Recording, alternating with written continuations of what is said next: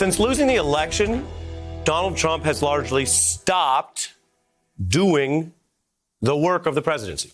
Historians say there are just very few precedents for a president dropping job duties other than situations of, say, incapacitation. But the evidence is actually clear. On many days, it is publicly known that President Trump's virtually abandoned the schedule, refuses to do the work of negotiating COVID relief.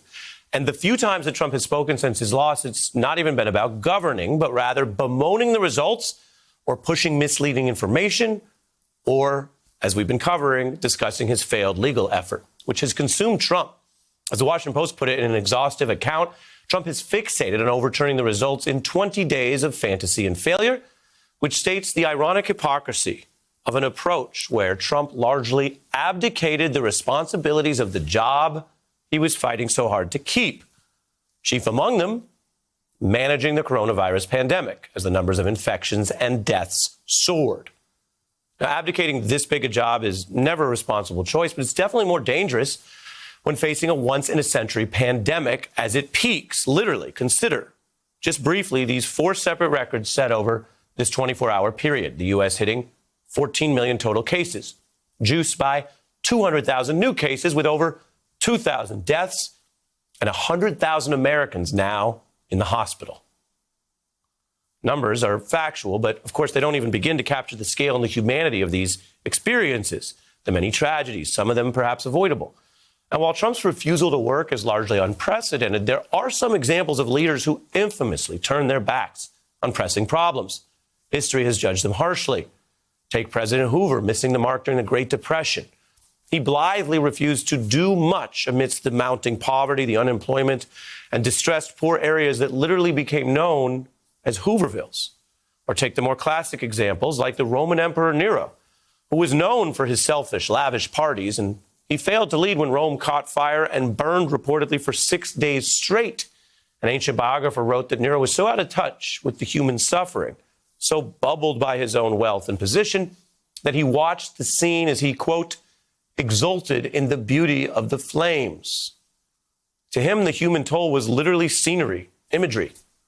It was not real to him if it did not affect him, which history has long recorded as the ultimate classic example of the failure of a leader. So it's understandable that many have linked Trump's bubbled failures on COVID to Nero, like this rather stunning float, which made its way through a Trump-Nero statue, literally fiddling and tweeting. You can see the blue bird tweets coming out of the fiddle there, emanating from the instrument as the building burns behind him. Here we are. Trump continues to tweet amidst these record-breaking COVID surges. The fire is around the nation and the world. The majority of Trump's post-election tweets are, of course, about topics other than governing, let alone COVID. There are signs, though, that others will not just watch this virus ravage and burn our nation. President-elect Biden has been stressing there's no time to waste to fortify the COVID response. And now that the Trump administration is facilitating a transition, that enables Biden to meet with current government officials, which he actually did today with Dr. Fauci.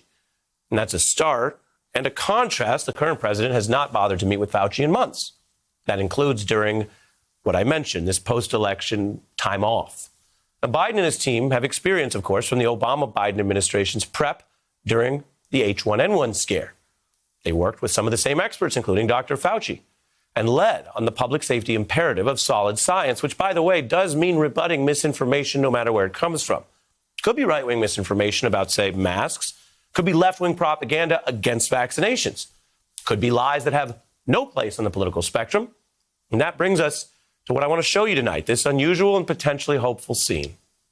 A bipartisan cadre of former U.S. presidents, Obama, Bush, Clinton, leading by example, volunteering to take new vaccines on camera, which is one more way for everyone to see the science. Because we've got a challenge ahead of us, to see it, to know that FDA-approved vaccinations are scientifically overwhelmingly safe. Former President Obama even name-checking his old colleague, Dr. Fauci. Well, if Anthony Fauci tells me this vaccine is safe, absolutely I'm going to take it. I may end up taking it on TV or having it filmed just so that people know that, I trust this science. Okay. And what I don't trust is in COVID. You can't really unsee the contrast here across presidents, across the historical imperative. And to be clear, it's not really about party or ideology. It's really just about leadership and getting to work. With these retired former presidents arguably doing more work today on this COVID vaccine than the one who's technically still on the job. Hey, I'm Ari Melber from MSNBC. You can see more of our videos right here, or better yet, subscribe to our YouTube channel below. You could have been anywhere in the world, but you're here with us, and we appreciate that.